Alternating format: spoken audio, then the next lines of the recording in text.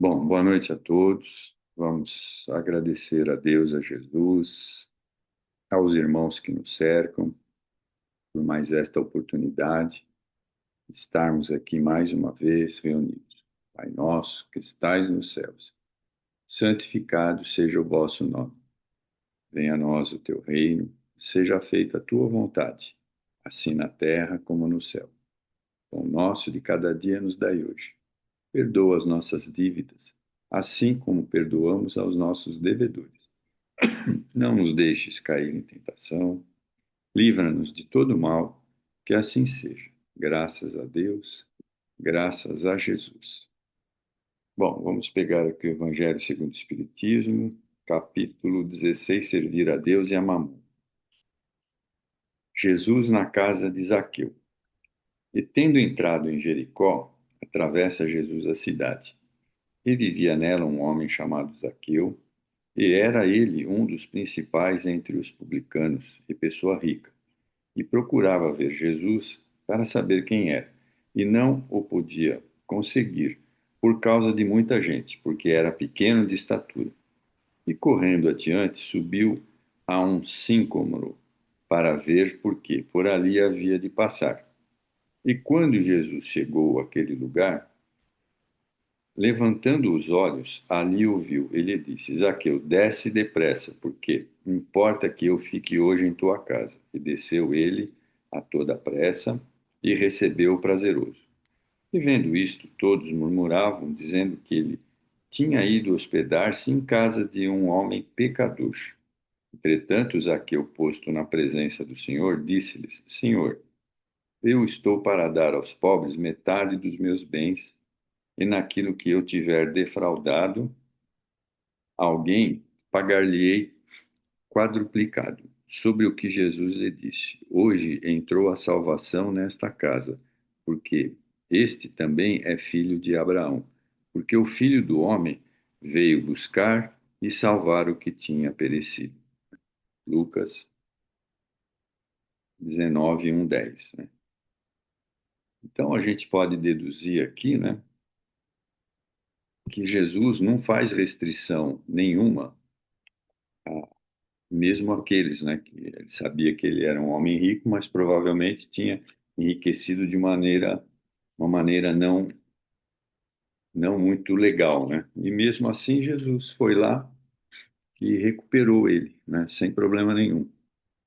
Então, veja, isso serve para nós também, né? Muitas vezes a gente se desvia do caminho ou se desviou do caminho, mas se a gente retoma o caminho, Jesus nos acolhe novamente, né? Então, isso pode servir de lição para cada um de nós, né?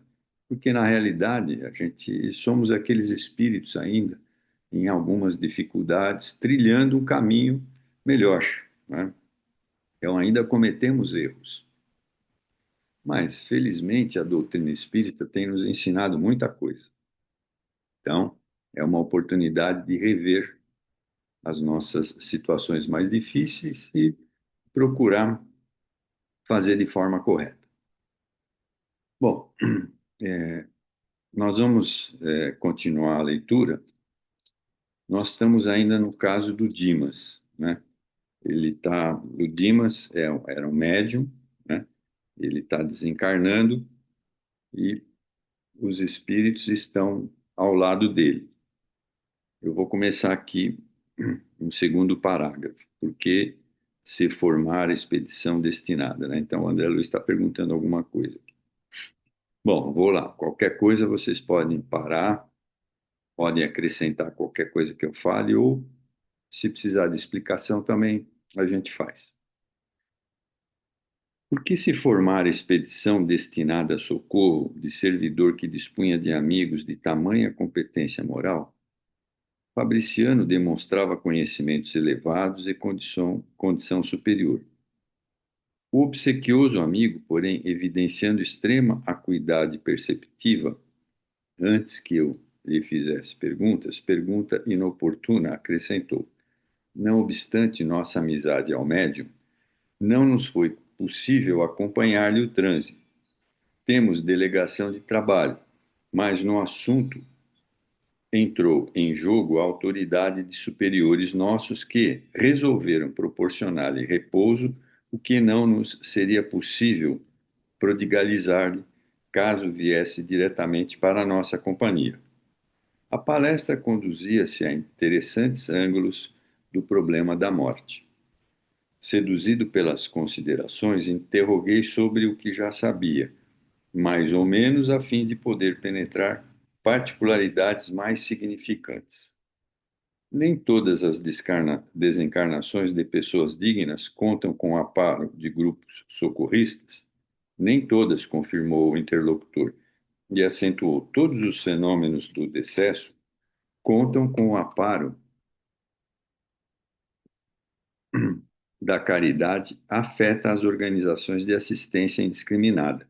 No entanto, a missão especialista não pode ser concedida a quem não se distinguiu no esforço perseverante do bem. Todavia, objetei curioso, tangendo a corda que mais me interessava no assunto. Não há casos de criaturas essencialmente bondosas que se libertam dos laços físicos, mais ou menos entrosados em comissões de serviço espiritual de natureza superior, sem que haja missões salvacionistas previamente designadas para socorrê-lo? Após breve pausa, acrescentei para fazer-me mais claro. Vamos que Dimas tivesse em ligação recente com a sua comissão de trabalho e desencarnasse sem o cuidado de um grupo socorrista. Seria deixado à mercê das circunstâncias? Riu-se Fabriciano, com franqueza, e retrucou. Isso poderia acontecer. Temos precedentes. De maneira geral, ocorrem semelhantes casos com trabalhadores aflitos por conseguir, de qualquer modo, a desencarnação, alegando necessidade de repouso. Muitas vezes, no fundo, são criaturas bondosas, mas menos lógicas e pouco inteligentes. Na semana finda, por exemplo, observamos um caso dessa natureza. Respeitável senhora, jovem ainda, pelas disposições sadias que demonstrou no campo da benemerência social, foi ligada à dedicada corrente de serviço, organizada por amigos nossos. Verificou-se, contudo, pequenas rusgas entre ela e o esposo. Tendo o conhecimento da imortalidade da vida, além do sepulcro, desejou a pobre criatura ardentemente morrer. Tolas leviandades do marido bastaram para que maldissesse o mundo e a humanidade. Não soube quebrar a concha do personalismo inferior e colocar-se a caminho da vida maior. Então, veja, uma situação dessa faz com que a pessoa não tenha lá uma situação boa no desencarne, né? Então, a gente tem que deixar que as coisas transcorram normalmente, né? Sem fazer força para um lado ou para o outro. Ou seja, entregar na mão de Deus, né, a situação, né? Porque às vezes a pessoa está sofrendo muito, né? Mas tem que entregar na mão de Deus e Deus é que decide. Pela cólera, pela intemperança mental, criou a ideia fixa de libertar-se do corpo de qualquer maneira, embora sem utilizar o suicídio direto. Conhecia os amigos espirituais a que se havia unido, mas, longe de assimilar-lhes ajuizadamente os conselhos, repelia-lhes as advertências fraternas, para aceitar tão somente as palavras de consolação que lhe eram agradáveis. Dentre as admoestações salutares que lhe endereçavam. E tanto pediu a morte, insistindo por ela entre a mágoa e a irritação persistente, que veio a desencarnar em manifestação de icterícia complicada, com um simples surto gripal. Tratava-se de verdadeiro suicídio inconsciente, mas a senhora, no fundo, era extraordinariamente caridosa e ingênua. Não se recebeu qualquer autorização para conceder-lhes descanso e muito menos auxílio especial. Os benfeitores da nossa tarefa, apesar de eficiente intercessão em benefício da infeliz, somente puderam afastá-la das vísceras cadavéricas há 2 dias em condições impressionantes e tristes, não havendo qualquer determinação de assistência particularizada por parte das autoridades superiores e porque não seria aconselhável entregá-la ao sabor da própria sorte, em face das virtudes potenciais de que era portador. O diretor da comissão de serviço a que se filiara a imprevidente amiga recolheu-a por espírito de compaixão em plena luta, e ela se foi de roldão a trabalhar por aí ativamente em condições muito mais sérias e complicadas. A elucidação atingira-me fundo, informara-me sobre o que desejava. A lei divina, de fato perfeita em seus fundamentos, é igualmente harmoniosa em suas aplicações. Fabriciano, estampando o belo sorriso, aduziu: não frutifica a paz legítima sem a semeadura necessária. Alguém, para gozar o descanso, precisa, antes de tudo, merecê-lo. Né? Então, vejam bem, precisa merecer o descanso. Né? As almas inquietas entregam-se facilmente ao desespero, gerando causas de sofrimento cruel. Logo após, contemplando o recém-desencarnado, como a lhe dar que deveríamos centralizar todo o interesse na hora do bem-estar dele, considerou acariciando-lhe a fronte. Nosso amigo repousa agora, terminada a tormenta das provas incessantes. Está enfraquecido o pobrezinho. A sensibilidade, posta a serviço da obrigação bem cumprida, castigou-lhe a alma até ao fim. Todavia plantou a fé, a serenidade, o otimismo e a alegria em milhares de corações, estabelecendo sólidas causas de felicidade futura. Né? Então, quer dizer, ele foi um bom trabalhador na seara espírita. Né? Por enquanto, permanecerá na posição de ave frágil, incapaz de voar longe do ninho. Felizmente, aventou a genitora satisfeita, vem melhorando de modo visível. Os resíduos que o ligam ao cadáver estão quase extintos. Relanceou o olhar pelos ângulos da modesta residência e acrescentou. Então você vê quantos detalhes tem, né? Não é simples, né? Nem reencarnar e nem desencarnar.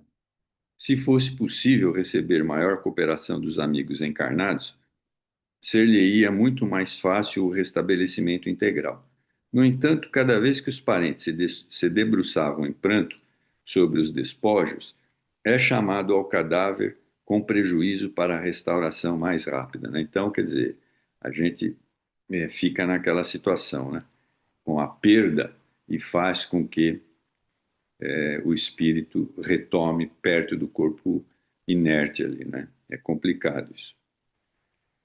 Lamentavelmente, porém, tornou Fabriciano, nossos irmãos encarnados não possuem a chave de reais conhecimentos para organizar a ação adequada a esta hora. Em vista disso, revidou a genitora, conformada. Insisto para que Dimas durma, embora o sono, que poderia ser calmo e doce, esteja povoado de pesadelos, né? Então, nessas horas, se a gente vai no enterro, alguma coisa assim, num velório, é fazer prece, né? Fazer a prece, porque aí a gente ajuda o- os espíritos que estão lá do outro lado, desligando o perispírito do corpo físico, né? Diante da surpresa que me absorvia, o companheiro apressou-se a esclarecer-me. As imagens contidas nas evocações das palestras incidem sobre a mente do desencarnado, mantido em repouso depois de rápido mergulho na contemplação dos fatos alusivos à sua existência física, finda. Não somente as imagens, por vezes nossos amigos presentes, fecundos nas conversações sem proveito, exumem com tanto calor a lembrança de certos fatos que trazem até aqui alguns dos protagonistas já desencarnados. Então, quer dizer, a pessoa que está sendo velada lá percebe quase tudo isso, né? Aquilo parece um sonho, porque a pessoa não sabe bem o que aconteceu, né? Está naquela fase de perturbação. E aí as pessoas que estão lá em volta perturbam ainda mais, né? Os encarnados. As afirmações ouvidas incitaram-me a curiosidade. Fabriciano, entretanto, desejando prodigalizar minha experiência direta, aconselhou: espere alguns minutos na sala contígua, onde os despojos recebem a visitação. Obedeci. O velório apresentava o aspecto usual: flores perfumadas, semblantes sisudos e conversações discretas. Ao pé do cadáver, propriamente considerado, os amigos sustentavam reserva e circunspecção. A poucos passos, todavia, davam-se asas ao anedotário vibrante em torno de um amigo em trânsito para o outro mundo, né? Pequenas e grandes ocorrências da vida do morto eram lembradas com graça e vivacidade. Então, quer dizer, as pessoas não percebem que a pessoa que está ali naquele estado está numa situação, né, de perturbação, e as pessoas ainda perturbam ainda mais com conversação, com uma série de coisas, né? Então, o melhor mesmo é sempre fazer uma prece. A gente, Roberto, ui, e às vezes assim, que nem aqui tá falando do próprio velório ali da pessoa, né? isso, E o cuidado que a gente tem que ter, né? Nesses momentos, em estar ali, procurar evitar assunto, que é um encontro, acaba virando um encontro das pessoas, é, né? Então a gente tem que tomar muito cuidado com isso, né? Com as conversas, com uma certa tranquilidade, o respeito ali por esse espírito, né? E todos que ali estão. É difícil, mas a gente precisa dominar isso nesses momentos, né? precisa entender isso, né, esses mecanismos, porque a maioria das pessoas, por não ter conhecimento da doutrina, né, acabam não respeitando isso. Então, prejudica o próprio desencarnado, né? É uma pena, né? Mas vamos lá. Acerquei-me da roda compacta em que se falava a respeito dele. Certo rapaz dirigiu-se a cavalheiro muito idoso, perguntando: Coronel, recebeu a conta? Por enquanto não, respondeu o velhote interpelado, preparando fumo de rolo para o cigarro à moda antiga. Mas não me preocupo pela demora. Dimas foi sempre bom camarada e os filhos não olvidarão o compromisso paterno. Questão de tempo. Interessado em ressaltar as qualidades distintas do falecido e revelando suas boas disposições de historiador municipal, prosseguiu. Dimas era um homem interessante e excepcional. Sempre lhe invejei a serenidade. Em matéria de prudência, raras pessoas conheci semelhantes a ele. É verdade que nunca me dei a estudos espiritistas, mas confesso que, ao lhe observar a maneira de proceder, sempre desejei conhecer a doutrina que lhe formava o caráter. Até aí, tudo muito bem. Embora invocação dos débitos do morto, o credor apenas pronunciava palavras de estímulo e paz, mas queria grana, né? Todavia, no estado atual da educação humana, é muito difícil alimentar por mais de 5 minutos conversação digna e cristalina numa assembleia superior a três criaturas encarnadas. E continua assim, né? O comentarista modificou o diapasão da voz, olhou na direção do cadáver e observou então confidencial. Poucos homens foram de boca segura como este. Conheci Dimas faz muitos anos e estou certo de que foi testemunha ocular de pavoroso crime que nunca se desvendou para os juízes da terra. Após ligeira pausa, acendeu o cigarro e perguntou, reaguçando a curiosidade dos ouvintes: Nunca souberam? Os presentes mostraram silenciosa negativa. Vai para os 30 anos, continuou o narrador. Dimas residia ao lado de nobre família que guardava consigo valiosos patrimônios da coletividade, relativamente à orientação pública. Desse agrupamento doméstico, superiormente conceituado na apreciação geral, emanavam ordens e benefícios da mais elevada expressão para o bem-estar de todos. Como não ignoram, há 3 decênios a vida no interior ainda conservava a expressiva herança do Brasil imperial. A economia centralizada mantinha a Casa Grande simbólica, onde se traçavam roteiros para o serviço popular. Situado na vizinhança de residência feudal como essa, nosso amigo levava existência humilde de trabalhador organizado organizando o futuro de homem de bem. O cavaleiro, insciente dos problemas do espírito, enunciou nomes, relacionou datas e lembrou brejeiramente certos pormenores, prosseguindo com maliciosa jocosidade. Certa noite, pela madrugada, conhecido chefe político saía do palacete residencial pelos fundos, acompanhado de uma senhora que aparentava expressiva despreocupação consigo mesmo. Ao despedir-se com intempestiva manifestação de afeto, terminado o estranho adeus e vendo-se sozinho, o Dom Juan deu alguns passos para a retirada. Espiou cautelosamente em torno e ia continuar a marcha, quando reparou que alguém lhe observara a intimidade com a esposa de respeitável amigo. Era modestíssimo operário, que talvez estivesse ali por força das circunstâncias inapreciáveis. O político alcançou-o de um salto. Homem de compleição robusta e paixões violentas, aproximou-se do espectador inesperado e interpelou-o brutalmente. Ao que o mísero respondeu humilde: Doutor, não estou espreitando, juro, pois morrerá de qualquer modo, adiantou o atlético agressor em voz assumida de cólera. Agarrou pelo paletó e acentuou de dentes cerrados: Vermes que perturbam devem morrer. Não me mate, doutor, não me mate, rogou o infeliz. Tenho mulher e filhos, saberei respeitá-lo.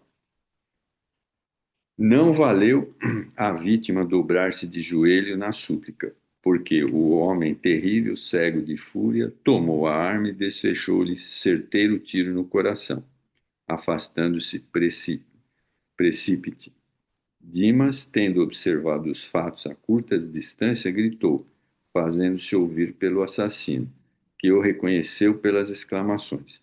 Em seguida, correu no sentido de amparar o ferido, que, entretanto, nem chegou a gemer. Tendo se aproximado do assassinado, quando outras pessoas em roupas brancas acorriam igualmente às pressas para verificar o ocorrido, manteve-se a cavaleiro de qualquer atitude suspeitosa. No entanto, chamado a esclarecimento pelas autoridades, ele que tudo sabia, nada revelou. Protegeu o morto nos funerais, dispensou-lhe extremos cuidados extensivos à família, portou-se como cristão fiel, esquivando-se, contudo, ao fornecimento de quaisquer indícios para que o criminoso fosse capturado, alegando desconhecer qualquer minúcia dos fatos que deram motivo ao acontecimento. E o caso policial foi encerrado, na suposição de latrocínio.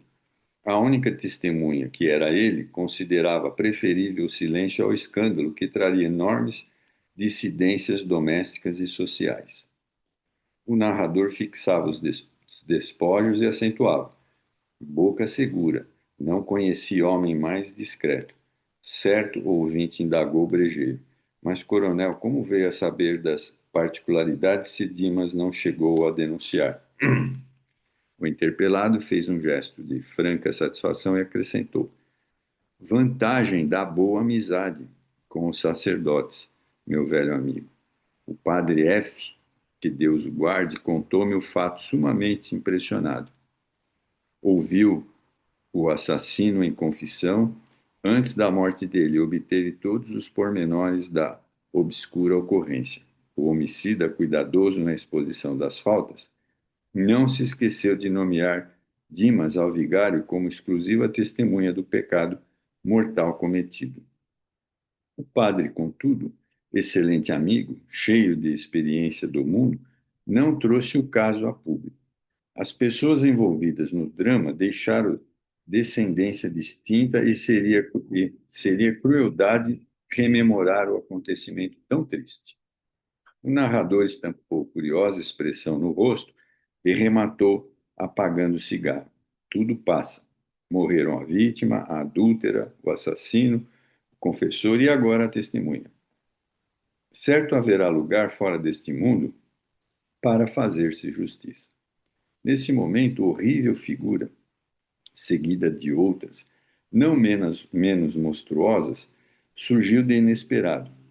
Acercou-se do leviano comentador, ouviu-lhe ainda as últimas palavras, sacudiu e gritou: Sou eu o assassino. Que quer você de mim?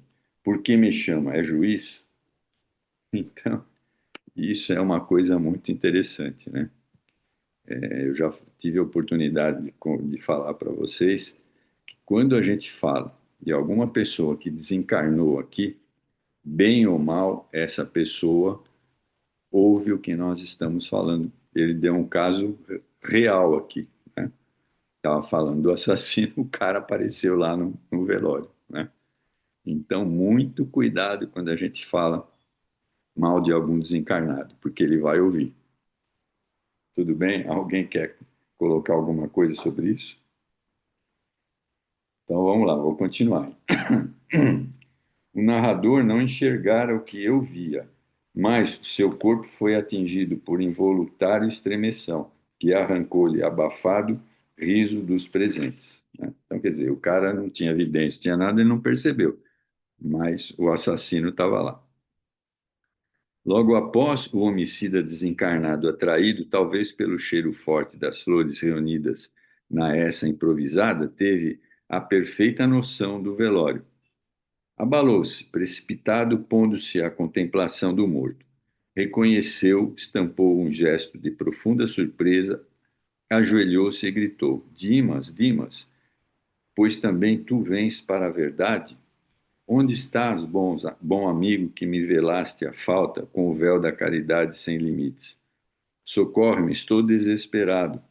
Onde encontrarei minha vítima para suplicar o perdão de que necessito? Ajuda-me ainda. Tem compaixão. Deves saber o que ignoro. Socorro-me, socorro.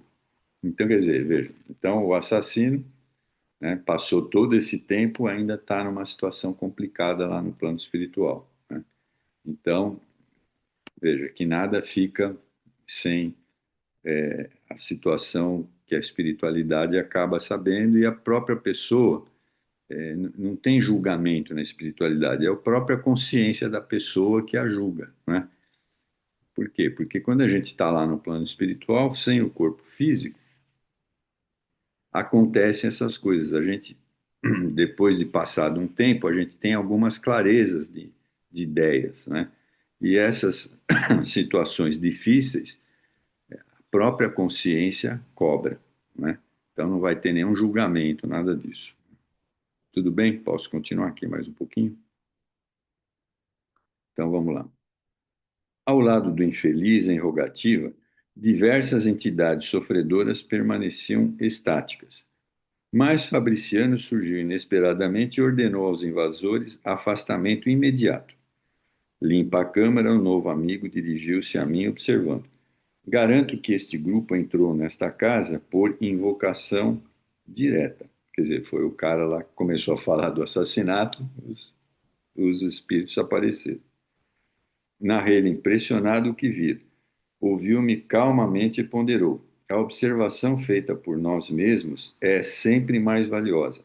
Dimas, não obstante dedicado à causa do bem e compelido a grande esforço de cooperação na obra coletiva, descuidou-se de incentivar a prática metódica da oração em família, no santuário doméstico. Por isso tem defesas pessoais, mas a residência conservava-se à mercê da visitação de qualquer classe.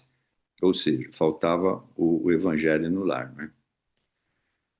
A elucidação era significativa. Comecei a compreender a razão do sentimentalismo prejudicial da família inconformada. Desejando, porém, fixar o aprendizado da noite sobre o assunto ateniente à desencarnação, perguntei: Nosso amigo recém-liberto terá ouvido a súplica do irmão desventurado?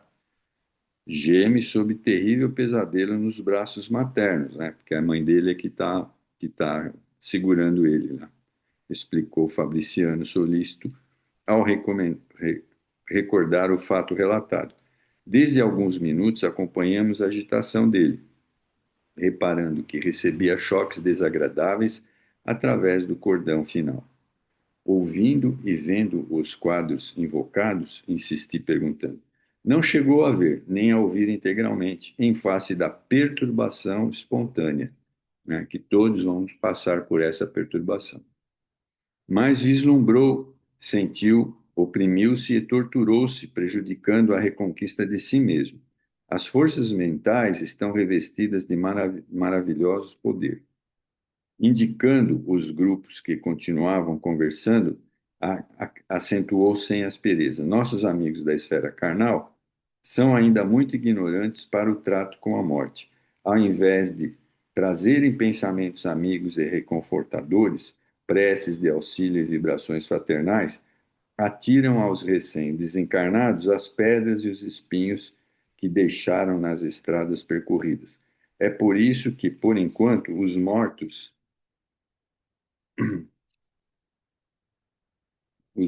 que entregam os despojos aos solitários necrotérios da indigência são muito mais felizes.